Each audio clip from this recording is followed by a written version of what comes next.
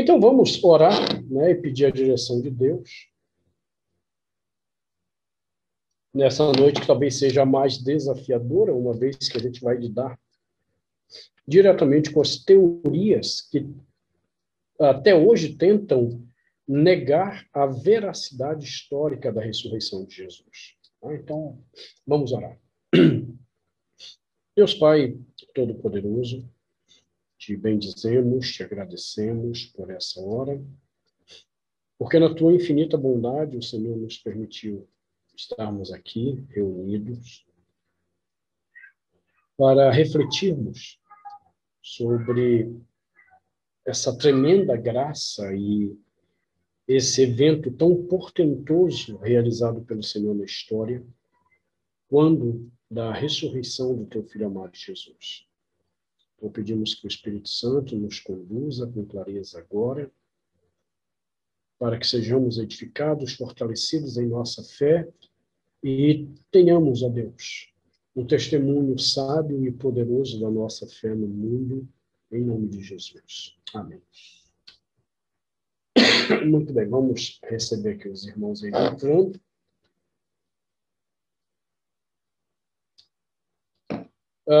Ontem, então, nós paramos vendo alguns dados que nós precisamos levar em consideração quando analisarmos a questão da ressurreição do Senhor. Então, apenas para a gente não se perder, então volte lá na apostila que você recebeu. Não pode ser ignorado, em qualquer teoria, a questão do selo romano, não pode ser ignorada a questão do túmulo vazio, não pode ser ignorada a questão da pedra que foi removida, também não pode ser ignorada a questão da guarda romana e onde ela estava quando do desaparecimento do corpo, não pode ser ignorada a mortalha, né, do Senhor, ou o sudário, e não pode ser ignoradas as aparições que tiveram após a ressurreição. Fora isso, por último ainda, a própria questão das mulheres. Como explicar essas mulheres, né, como testemunhas relacionadas pelos evangelhos. Tá? Fora isso, os outros dados que já foram colocados lá atrás sobre a forma do julgamento, os tribunais, né, o que estava em jogo. Então, tudo isso tem que ser organizado agora para se formular a teoria para explicar o que aconteceu naquele domingo de Páscoa. Tá? Então,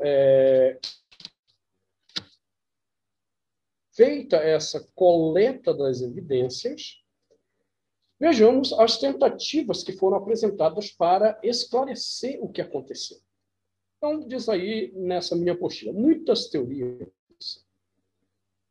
têm sido desenvolvidas no intuito de mostrar que a ressurreição de Jesus é uma grande farsa histórica. Então, veja, isso é o que a gente mais vai encontrar. São os céticos tentando dizer que o que a gente acredita é apenas numa farsa muito bem elaborada, ainda que até hoje não tenha sido provado que foi uma farsa. Né? Então, a partir de agora, então, passaremos a estudá-las, essas teorias, né, que tentam demonstrar que a ressurreição do Senhor foi uma farsa. Só que, para isso, é necessário termos 2 pontos básicos em mente para avaliarmos a historicidade destas teorias. Porque esses 2 pontos servem para qualquer debate histórico. Tá? Não é só para a ressurreição, para qualquer debate histórico. Qual é o primeiro ponto?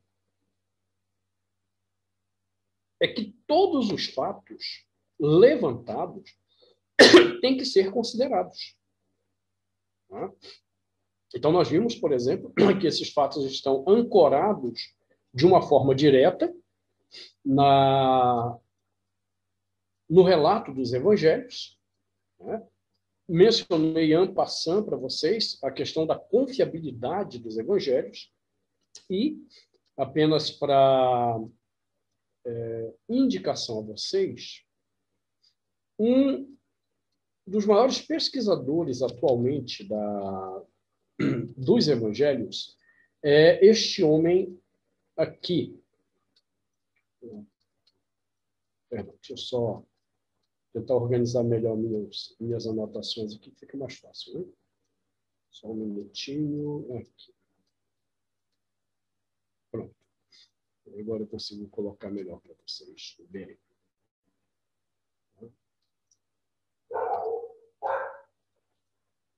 Craig Blomberg é considerado hoje, no mundo acadêmico, um dos mais importantes pesquisadores sobre a confiabilidade dos evangelhos. Não somente sobre a confiabilidade, mas também a teologia dos evangelhos, a formação dos evangelhos. Esse cara é uma referência em pesquisa no mundo todo sobre isso. Tá? E, para nossa felicidade, esse livro dele está em português. Não sei se nós vamos ter tempo, mas, por exemplo, uma das argumentações, até me foi trazida uma pergunta sobre isso, que Bart Ehrman e os liberais do Jesus Seminar utilizam para tentar desqualificar a narrativa dos evangelhos, é porque, aparentemente, vou colocar esse termo dessa forma mesmo, porque aparentemente, existem narrativas que seriam contraditórias dentro dos evangelhos. Como se nós, conservadores, exegetas conservadores, não soubéssemos, como se isso fosse alguma grande novidade para a gente. O que eles não colocam de uma forma honesta, e Craig Blomberg mostra, né, com toda a perícia exegética da coisa, é que eles ou agem de má fé ao falarem de contradição nos evangelhos, ou eles demonstram uma profunda ignorância daquilo que é conhecido como lógica filosófica do raciocínio, ou simplesmente lógica do raciocínio. É uma área da filosofia extremamente estudada e sistematizada há séculos, muito usada principalmente em quem faz curso de direito, que é sobre como que se constroem as premissas para saber se elas são válidas ou não, se os silogismos são confiáveis ou não. Então, dentro dessa área do conhecimento humano, que é chamada lógica do raciocínio, ou lógica filosófica do raciocínio, é feita a distinção entre o que é a contradição e o que são informações complementares ou adicionais. Então, a contradição ela é totalmente excludente, são informações que se excluem. Então, neste caso, existe contradição.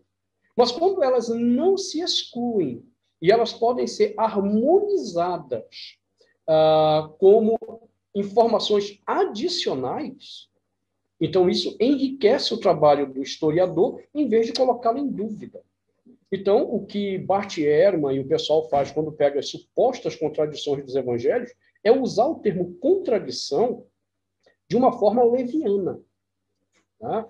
De novo, eu volto a dizer, ou eles agem de uma fé porque eles sabem o que seria, de fato, uma contradição sob a ótica da lógica filosófica, e é isso que eu acredito, ou eles mostram ignorância desse assunto. E por que eu acredito que eles são levianos? Por uma questão simples. O Bart Ehrman já foi pego em algumas mentiras que colocaram em xeque a credibilidade dos trabalhos dele.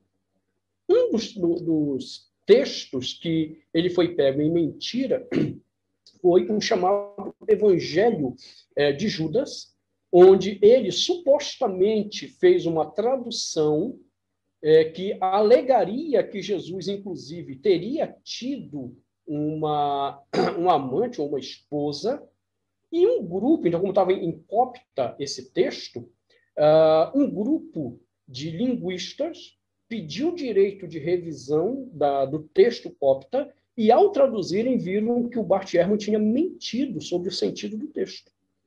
Ou seja, o Bart Ehrman já demonstrou em algumas situações o mau caratismo dele como um acadêmico. Tanto é que, depois disso, ele passou a não ser mais encarado com tanta seriedade no meio acadêmico. Você pode ver que, no mundo acadêmico, o Bart Ehrman, hoje, está desaparecido.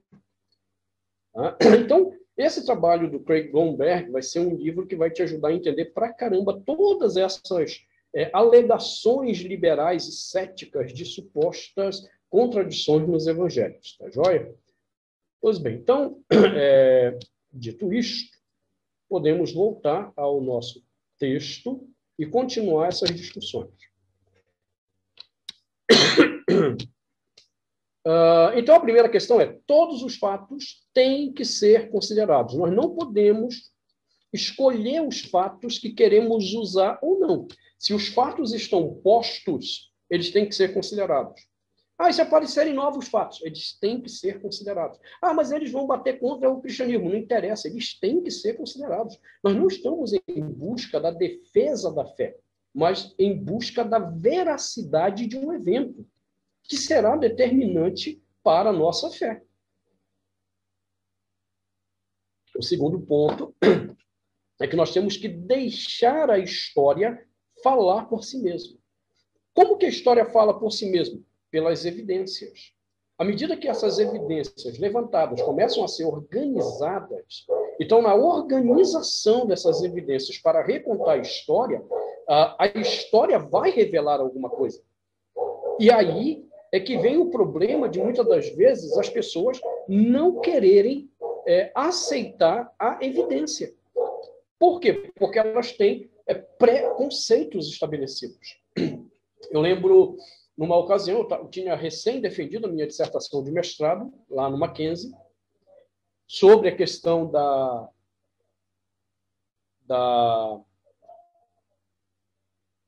Tem um carro aqui em frente que está atrapalhando o raciocínio. Sobre a questão do mito, né, em Gênesis 1.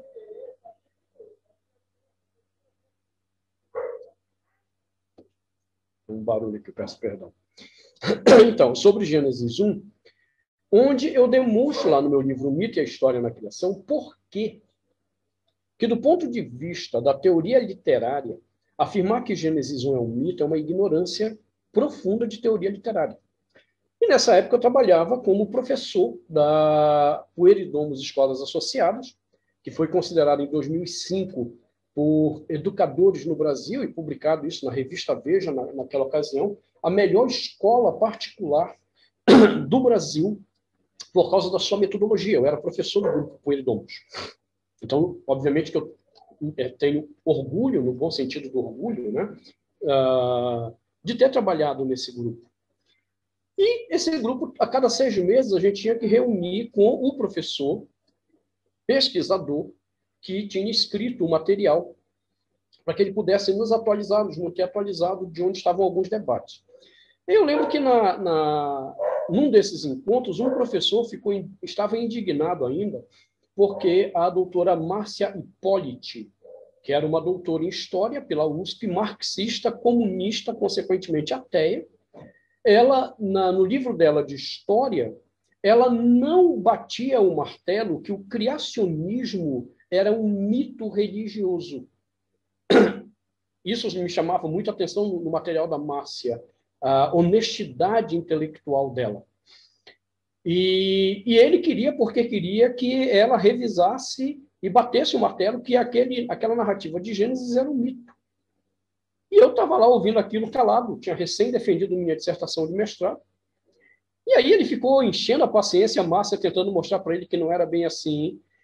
E aí eu pedi a palavra e perguntei para ele, né, o que caracterizava um mito segundo a literatura.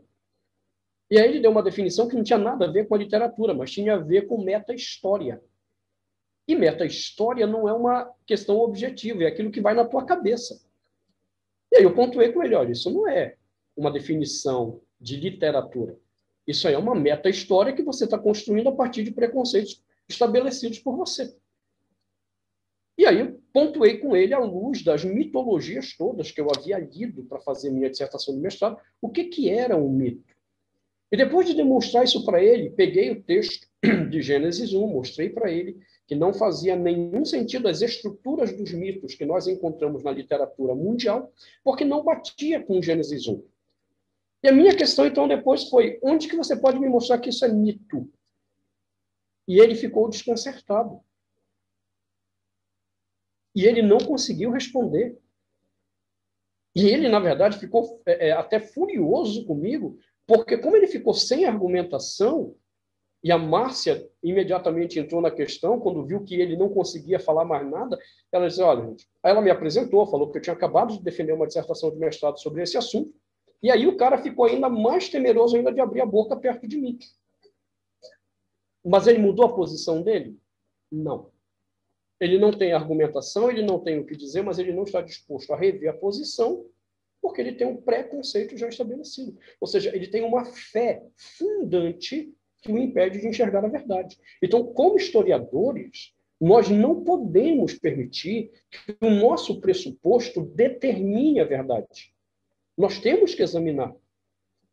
E, nesse sentido, eu sempre me senti agraciado por Deus pela minha formação, tanto estudantil quanto acadêmica, porque sempre me foi ensinado a questionar e ir em busca da verdade. Então, eu tinha tudo para sair do meu seminário um teólogo liberal. Porque o que eu recebi de argumentações liberais contra a Bíblia foram muito intensas. E foi essa busca pela verdade que acabou me colocando como um contraponto dentro do seminário. Então, veja, eu não tenho preocupação. Se achar alguma coisa nova, um manuscrito novo, a pergunta é qual é a validade disso para o debate. Se existe alguma validade, vamos debater e vamos procurar a verdade. Então, esses dois pontos têm que ficar claros quando nós queremos construir teorias para explicar algum tipo de evento ou fenômeno. Por que o túmulo estava vazio naquele domingo? Ele estava, ponto final. Essas teorias, então, que tentam desqualificar a ressurreição, podem ser divididas em dois grupos. As teorias que afirmam que o túmulo estava ocupado, que não tinha nada desse negócio de que o túmulo estava vazio, que seria uma explicação natural, e as teorias que concordam que o túmulo estava vazio, mas não houve ressurreição. E aí eles partem para uma explicação que nós chamamos de naturalística.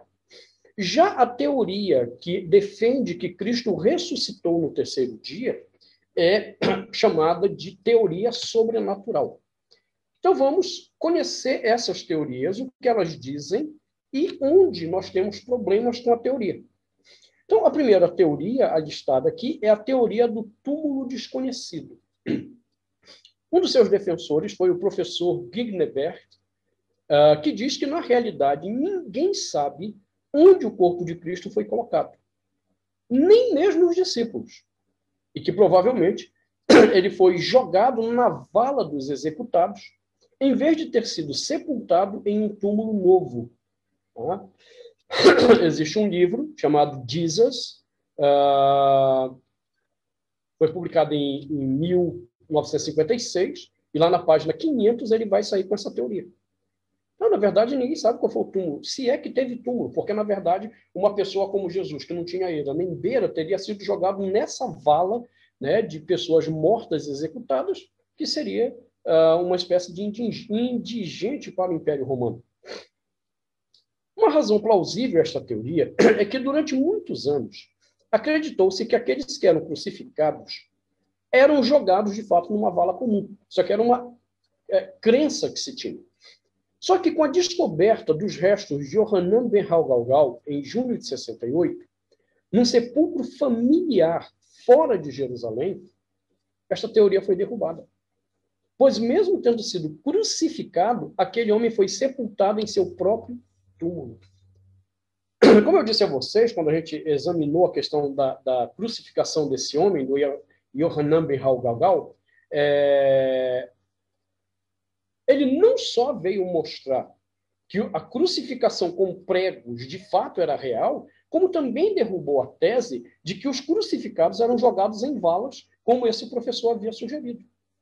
Depois dessa descoberta, várias outras descobertas foram feitas de pessoas crucificadas que foram sepultadas em sepulcro, de fato. Né? Então, veja, essa teoria foi perdendo totalmente a sua força enquanto havia alguma ignorância sobre o processo ou sobre o procedimento. O que é mais interessante ainda é porque, segundo a posição desse professor, o Novo Testamento como um documento e não como palavra de Deus. Tá? Lembra de novo desse ponto. Um documento, o Novo Testamento como documento é totalmente ignorado. vale qualquer outro documento do mundo antigo, mesmo que não tenha a proximidade com o evento narrado, mesmo que não tenha a quantidade de cópias que tem o Novo Testamento para comparação, mesmo que não tenha a proximidade de testemunhas oculares, mesmo que não tenha nada, o Novo Testamento não vale as informações dele para esse tipo de historiador. É uma anulação total, porque o Novo Testamento, no mínimo, tinha que ser considerado como um documento nessa informação. E é por isso que esses historiadores, a cada década que passa, ou algumas décadas, eles vão sendo desmoralizados. Porque à medida que vão achando mais coisas em escavações arqueológicas, mais se vai confirmando os textos bíblicos como, no mínimo, documentação histórica. De novo, eu volto àquela tecla. Eu não estou discutindo se é a palavra de Deus ou não, mas, no mínimo, como documentação histórica, vem se mostrando a confiabilidade de tudo que o Novo Testamento, e não só o Novo Testamento, o próprio Antigo Testamento, né, que esse debate é um pouco mais amplo, né, tudo que a Bíblia tem dito, de fato, sobre as questões históricas. Pois bem, a teoria desprestigia o relato histórico direto sobre os eventos que cercaram o sepultamento e todo o cenário pós-ressurreição. O Novo Testamento diz que José de Arimateia levou o corpo para seu sepulcro particular. Não foi um cemitério público. Digamos que nem os discípulos sabiam onde ficava o túmulo. Vamos supor que esse cara estava certo. Os discípulos também não sabiam porque eles nem acompanharam, eles fugiram, só estava lá João, Maria e as outras mulheres chorando lá. Os discípulos nem sabiam onde era. Mas presta atenção, se o sepulcro era de José de Arimateia, pelo menos o próprio José de Arimateia sabia onde era o sepulcro dele, meu Deus do céu. Seria a coisa mais fácil do mundo dizer, peraí, vocês estão indo no sepulcro errado. Peraí, o sepulcro que é meu, onde foi colocado o corpo de Jesus, é esse aqui. Então, mesmo que os discípulos não soubessem onde ficava o túmulo onde foi depositado o corpo de Jesus, com certeza José de Arimateia sabia, pois ele era seu túmulo particular.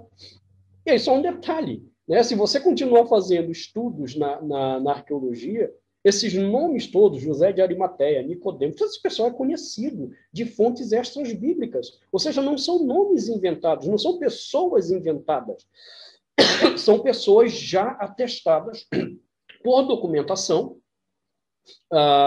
arqueológica, por documentação do cristianismo da própria segunda geração.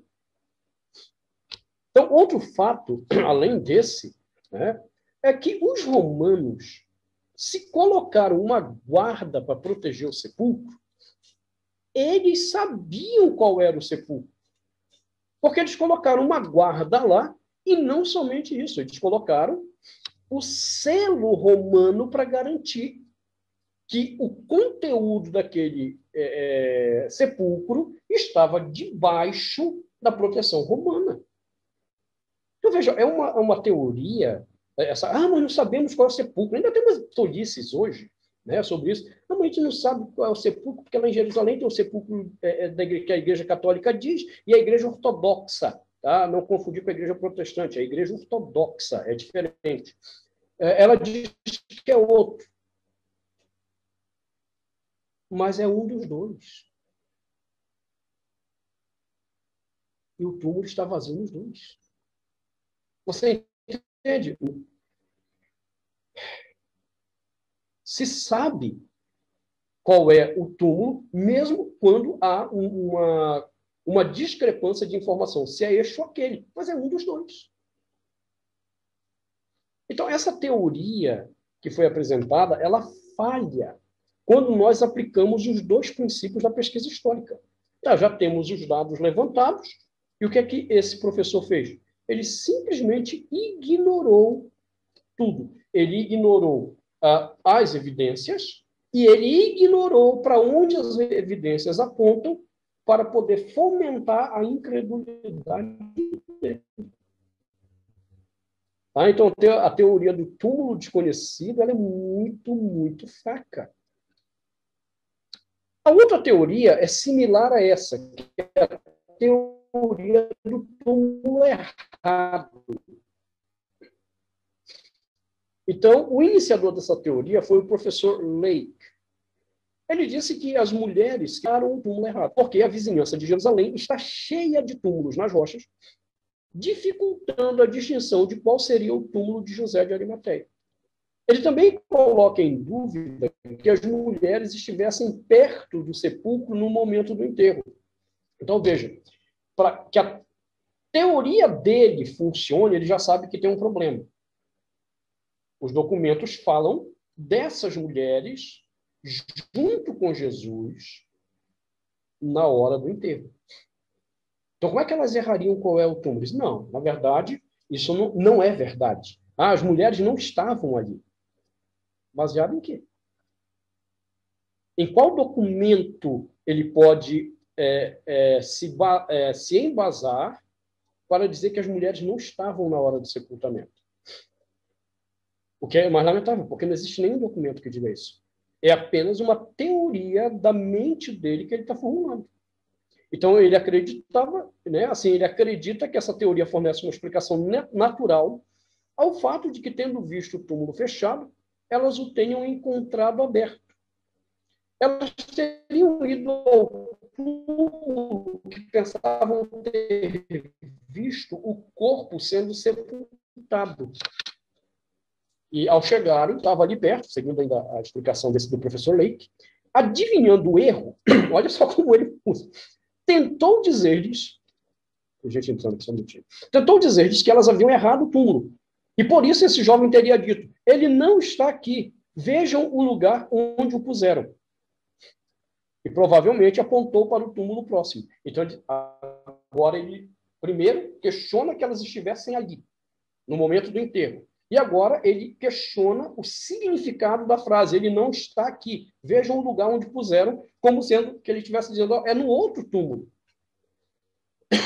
Como as mulheres, ainda segundo o Lake, ficaram com medo ao perceberem o erro, elas teriam corrido. Tá? Então, isso foi publicado no livro dele, As Evidências Históricas da Ressurreição de Jesus Cristo, onde ele questiona, né, a teoria da ressurreição de fato. Mas observe, novamente, a teoria falha nos dois princípios básicos da pesquisa histórica. Além de ignorar absolutamente todas as evidências, ele cria uma evidência totalmente de acordo com uma noção pré-concebida.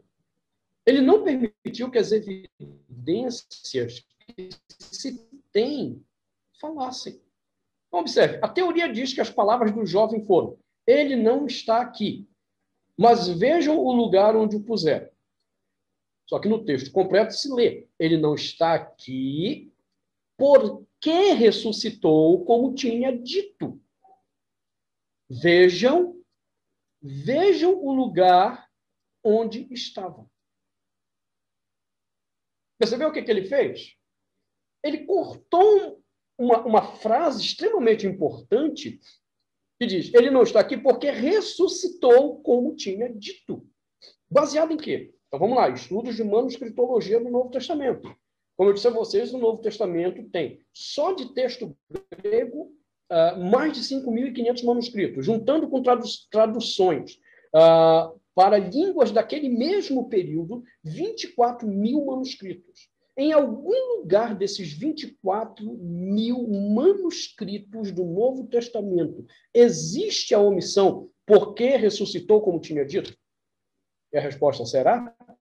Não. Então, de onde ele tirou isso? De forma arbitrária, os proponentes da teoria do túmulo errado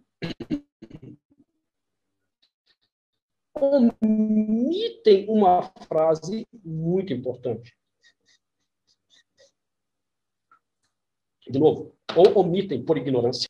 O professor Lake era um professor de história que foi treinado para usar a metodologia, o critério histórico científico, e ao fazer algo como isso de omitir uma informação-chave, ele não está dando demonstração de ignorância, mas de má fé, por causa da formação dele.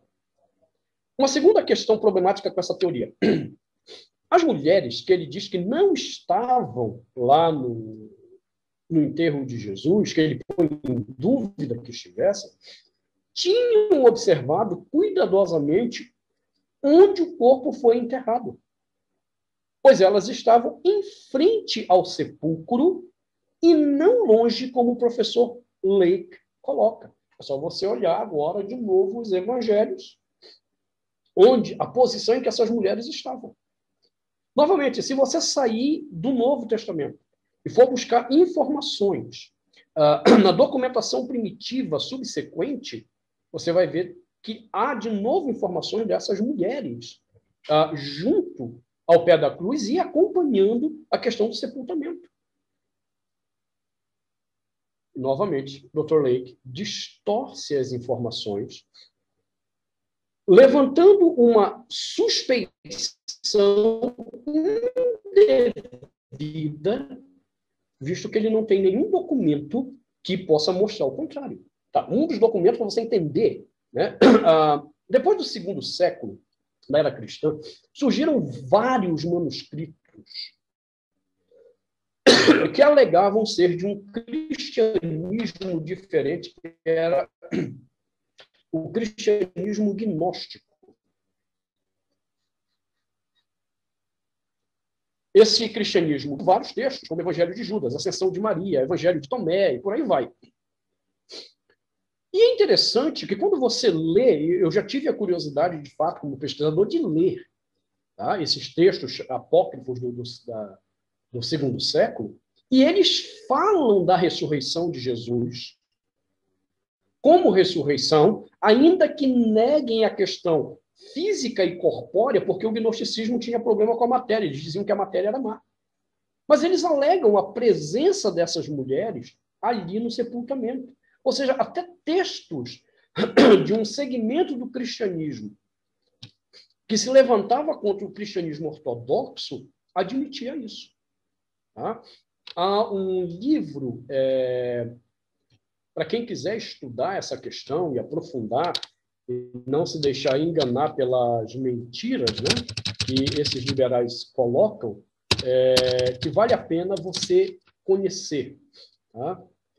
O livro do Dr. Darrell Bock, chamado Os Evangelhos Perdidos. O Dr. Bock, ele foi convidado, ele ganhou uma bolsa, né, ele é um pós-doutor em estudos do Novo Testamento, esse livro aqui. Ele é um pós-doutor em estudos do Novo Testamento. Deixa eu ver se vai aparecer para vocês aqui. Só um minutinho. Então, é esse livro aí. E ele recebeu uma bolsa do governo da Alemanha para fazer estudos nessa literatura do cristianismo gnóstico. E esse livro é extremamente revelador sobre várias questões. Mas o mais interessante é porque, na essência, eles vão acabar concordando com o que os evangelhos disseram sobre Jesus Cristo, a divindade dele e a ressurreição dele. Então, veja, são textos de um cristianismo de oposição, mas que acaba concordando com. Tá? As baboseiras, por exemplo, que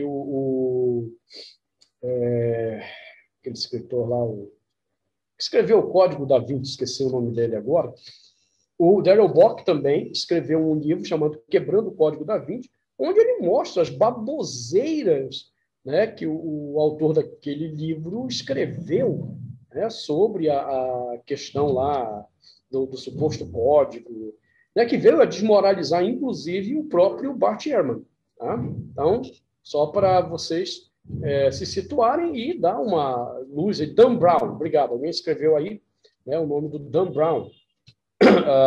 Um livro ridículo do ponto de vista histórico, de manuscritologia, tudo. Né?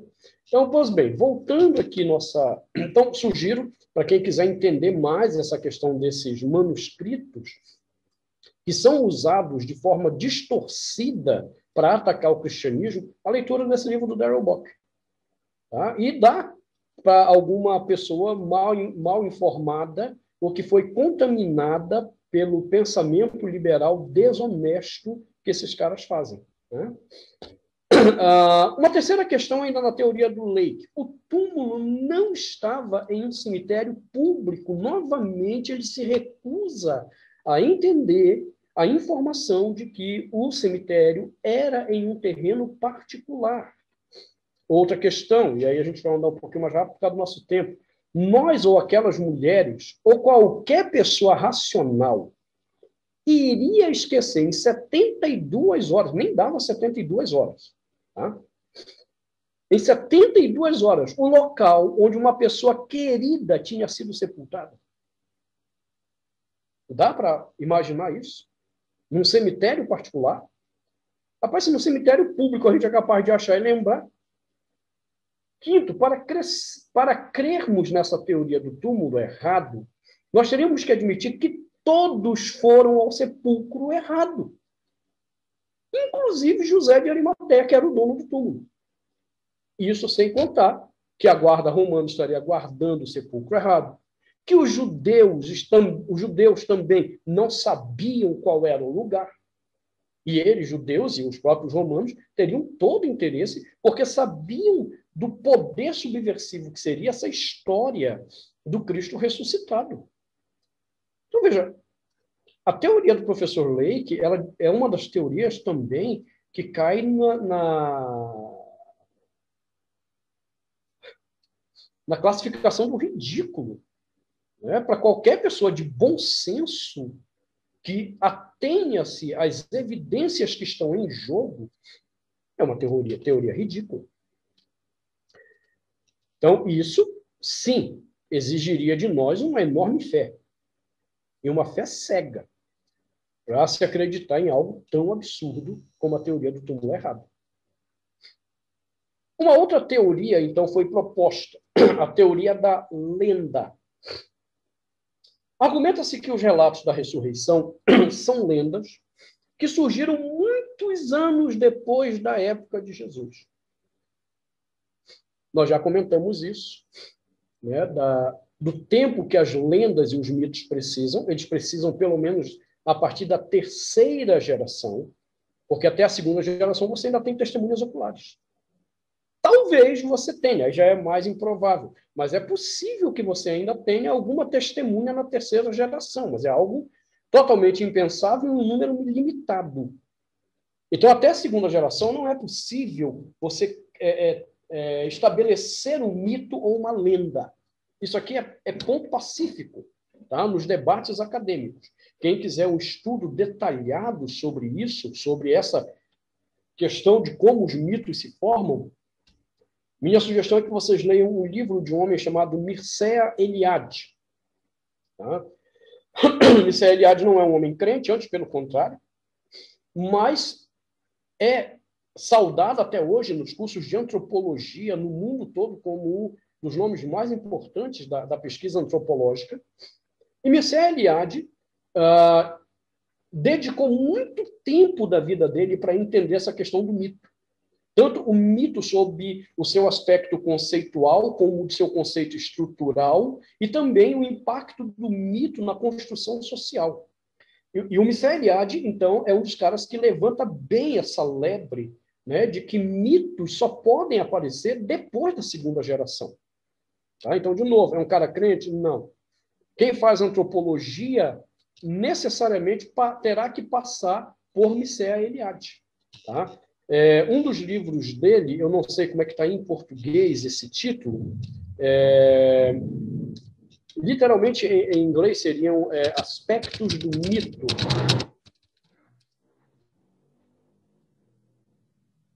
Sei que a USP andou traduzindo alguns livros dele. Esse aqui, Aspectos do Mito. Tá? Deixa eu me colocar na tela para vocês conhecerem. E fundamento que eu estou dizendo para vocês. Está aí, Aspectos do Mito, Mircea Eliade.